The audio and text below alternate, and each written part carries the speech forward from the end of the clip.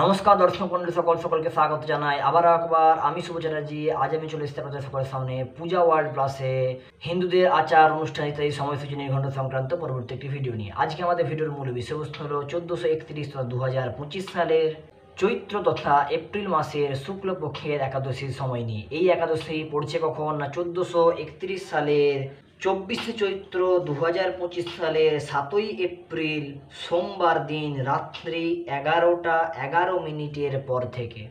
এই একাদশী ছাড়ছে কখন না 1431 সালের 25শে চৈত্র 2025 সালের 8ই এপ্রিল মঙ্গলবার দিন রাত্রি 11টা 20 মিনিটের পর।